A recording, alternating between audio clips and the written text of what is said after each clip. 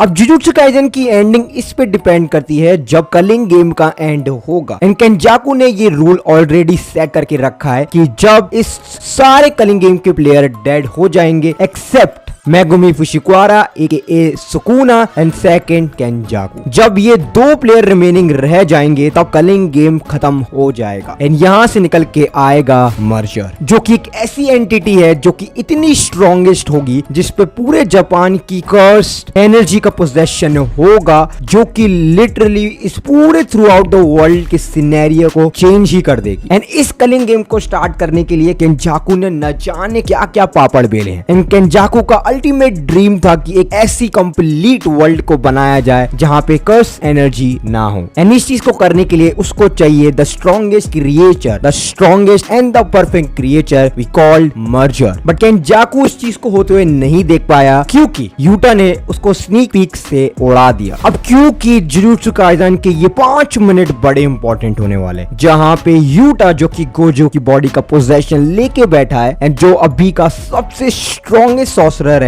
उसकी फाइट चल रही है सुकुना से, जो कि अल्टीमेटली अभी ज्यादा ताकतवर नहीं है। एंड आई डू बिलीव कि केंजाकू जुजुत्सु काइसेन में वापसी जरूर करेगा। अब आप लोग कहेंगे कि ऐसा कैसे हो सकता है, क्योंकि रीका ने तो उसको कंप्लीटली डिवोर कर लिया है, तो केंजाकू का ब्रेन एंड सुतोरू गेटो की बॉडी कंप्लीटली फिनिश हो चुकी है, तो केंजाकू वापसी कैसे करेगा? वेल, केंजाकू की वापसी उसकी ओरिजिनल बॉडी में नहीं होगी, मतलब सुतोरू गेटो की बॉडी में नहीं होगी। ओरिजिनल बॉडी तो कहाँ है हमें ये नहीं मालूम। केंजाकू इन दो पॉसिबल वे से ही जुजुत्सु काइसेन के अंदर वापस आ सकता है। पहले तो सुकुना की इस स्टेटमेंट पे गौर मारो, जब उसने ये कहा था जब मैं तुम सबको खत्म कर दूंगा तब मैं मास्टर टेंजिन के पास जाऊंगा एंड अगर मेरा मन किया तो मैं मर्जर के साथ भी जरूर खेलूंगा। जहां पे सुकुना ये खुद कह रहा है कि मर्जर एक एंटिटी है जो कि कलिंग गेम के बाद आएगी। अब क्योंकि सुकुना ये ऑलरेडी एडमिट कर रहा है कि मर्जर एक एंटिटी है जो कि बहुत स्ट्रॉन्गेस्ट निकलेगी एंड मर्जर तभी अपीयर होगा जब कलिंग गेम के हर एक प्लेयर की मौत हो चुकी होगी एक्सेप्ट मेगुमी फुशिकारा। अब इस कलिंग गेम को स्टार्ट करने के लिए केंजाकू ने बहुत सारी चीजें करी है। पहली बात तो उसने इतादोरी यूजी को जन्म दिया उसकी मॉम बन के, एंड क्योंकि उसको एक परफेक्ट वेसल चाहिए था जो कि सुकुना को रोक पाए। इनफैक्ट केंजाकू इस हद तक चला गया कि उसने लिटरली सुकुना के ट्विन ब्रदर की सोल को जिन इतादोरी में डाल दिया एंड जिन इतादोरी ने इतादोरी यूजी की मॉम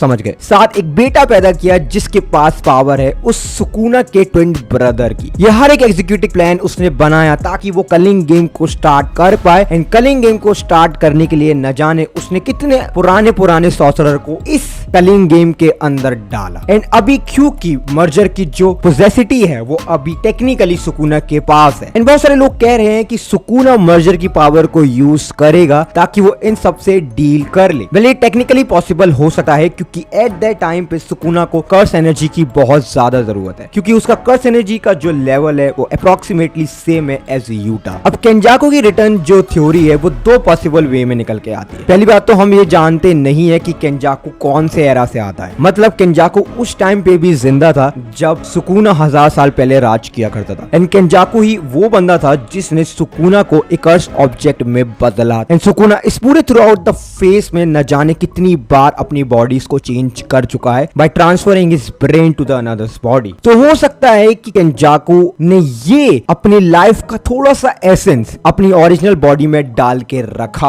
होगा ताकि जब वो कभी खत्म हो तो अपनी ओरिजिनल बॉडी में दोबारा रेजरेक्ट हो पाए। एंड हमने ये चीज सुकुना के साथ भी होते हुए देखी है, क्योंकि जब सुकुना को अपनी फुल पावर को गेन करना था तब उसने अपनी बॉडी अपनी ओरिजिनल जो 1000 साल पुरानी बॉडी है उसको खा लिया था। विच मींस कि केंजाकू के पास भी उसकी ओरिजिनल बॉडी कहीं ना कहीं तो रखी होगी जो उसने अपने पूरे थ्रू आउट द टाइम पे बचा के रखी होगी। तभी उसने ये कहा कि अगर मैं मर भी जाऊंगा तब भी मेरी लेगेसी हमेशा चलती ही रहेगी, क्योंकि केंजाकू की कर्स टेक्निक को कभी भी गेगे ने कभी भी फुल्ली एक्सप्लेन नहीं किया। इनफैक्ट जब रीका ने उसको कंप्लीटली डिवोर किया तब भी ये नहीं बताया गया कि केंजाकू की कर्स टेक्निक का नाम क्या है और वो कंप्लीटली वर्क कैसे करती है। हमें सब ये मालूम है कि जब आप अपनी बॉडी के ब्रेन को किसी दूसरे की ब्रेन से ट्रांसफर कर देते हैं तब आप पे उसकी बॉडी का एक्सेस एंड आप कंप्लीटली एक टाइप से उसकी बॉडी का पोजीशन ले लेते हैं एंड वो बॉडी डेड होनी चाहिए। विच मींस जब केंजाकू ने अपनी बॉडी को किसी दूसरे की बॉडी में डाला होगा तब उसकी बॉडी कहीं ना कहीं सलामत रखी होगी। टेक एग्जांपल देख यूटा की यूटा ने अपनी ब्रेन को गोजो की बॉडी में डाल दिया है एंड अभी उसकी बॉडी लाइफलेसली पड़ी हुई है। बट इसकी पॉसिबिलिटी थोड़ा सा